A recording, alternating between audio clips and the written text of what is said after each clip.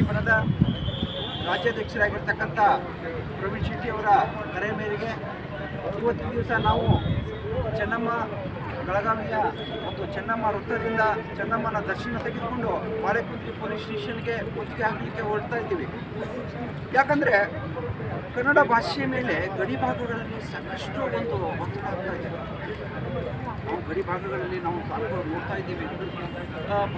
ಅಲ್ಲಿ ಕನ್ನಡ ಭಾಷೆಯನ್ನು ಮಾತನಾಡೋರಿಗೆ ಹೊಡೆಯೋದು ಅಂತ ಕೆಲಸ ಆಗೋದು, ಅವ್ರ ಮೇಲೆ ದಬ್ಬಾಳಿಕೆ ಆಗೋದು ಇಂಥದ್ದು ಸಾಕಷ್ಟು ಆಗ್ತಾ ಇದೆ. ನಾವೀಗ 2 ದಿವಸದಿಂದ ನೋಡ್ತಾ ಇದ್ದೀವಿ. ಬೆಳಗಾವಿ ಒಂದು ಈ ಗಡಿ ಭಾಗದಲ್ಲಿ ನಾವು 2 ದಿವಸದಿಂದ ನೋಡಿದ್ದೇವೆ.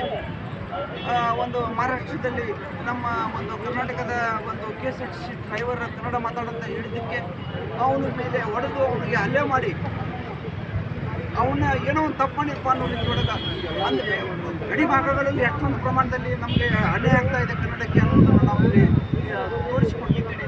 ಮತ್ತು ಅದೇ ಅಲ್ಲೇ ಆ ವ್ಯಕ್ತಿ ಮೇಲೆ ಹಾಕಿ ಅವನನ್ನು ಒಳಗಾಗ್ತಾರೆ. ಇಂಥ ಒಂದು ಕೇಸ್ ಆದಮೇಲೆ ಆ ವ್ಯಕ್ತಿ ಎಷ್ಟು ನರಳ್ತಾನೆ ಅನ್ನೋದ್ರ ಬಗ್ಗೆ ನಾವು ಈ ರೀತಿಯಾಗಿ ನಿರಂತರವಾಗಿ ಕನ್ನಡದ ಮೇಲೆ ಸಾಕಷ್ಟು ದೌರ್ಜನ್ಯಗಳು ಆಗ್ತಾ ಇದ್ದಾವೆ. ಅದನ್ನು ನಾವು ಸಹಿಸೋದಿಲ್ಲ. ಕರ್ನಾಟಕ ರಕ್ಷಣಾ ವೇದಿಕೆಯ ಪ್ರವೀಣ್ ಶೆಟ್ಟಿ ಬಂದವರು ನಮ್ಮ ರಾಜ್ಯಾಧ್ಯಕ್ಷರು ಇದನ್ನೆಲ್ಲ ಮನಗಂಡು ಅವರು ಬೆಂಗಳೂರಿಂದ ಇವತ್ತಿನ ದಿವಸ ಬಂದಿದ್ದಾರೆ. ಈ ರೀತಿ ಕನ್ನಡಕ್ಕೆ ಅವಮಾನ ಆಗಬಾರ್ದು. ಕನ್ನಡ ಒಂದು ಭಾಷೆಯ ನೆಲಕ್ಕೆ ನೆಲ ಜಲ ಮತ್ತು ಭಾಷೆಯ ಮೇಲೆ ನಮಗೆ ಏನಾದರೂ ಅನ್ಯಾಯ ಆಗುವಂಥ ಸಂದರ್ಭದಲ್ಲಿ ಕರ್ನಾಟಕ ರಕ್ಷಣಾ ವೇದಿಕೆ ಎಲ್ಲ ಕನ್ನಡ ಪರ ಸಂಘಟನೆಗಳನ್ನು ಒಂದುಗೂಡಿಸಿಕೊಂಡು ನಾವು ಹೋರಾಟ ಮಾಡಲಿಕ್ಕೆ ಸಿದ್ಧ ಅಂತ ತೋರಿಸಲಿಕ್ಕೆ ನಮ್ಮ ರಾಜ್ಯಾಧ್ಯಕ್ಷರು ಇವತ್ತು ಬಂದಿದ್ದಾರೆ.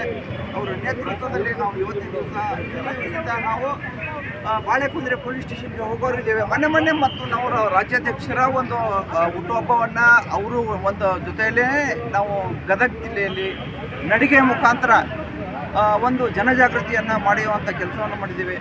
ನಮ್ಮ ರಾಜ್ಯಾಧ್ಯಕ್ಷರು ಅವರ ಒಂದು ನಡೆಗೆ ನಾವು ಯಾವತ್ತೂ ಬೆಂಬಲ ಇರ್ತೀವಿ ಅಂತ ಹೇಳ್ಬಿಟ್ಟು ಇವತ್ತಿನ ದಿವಸ ಉತ್ತರ ಕನ್ನಡ ಜಿಲ್ಲೆಯಿಂದ ನಾವು ಸಾಕಷ್ಟು ಜನ ಬಂದಿದ್ದೇವೆ. ಬಹುತೇಕ ನಾವೆಲ್ಲ ದಾಂಡೇಲಿಯ ಒಂದು ಪದಾಧಿಕಾರಿಗಳು ಇದ್ದೇವೆ ಮತ್ತು ಜಿಲ್ಲಾ ಪದಾಧಿಕಾರಿಗಳು ನಮ್ಮಲ್ಲಿದ್ದಾರೆ.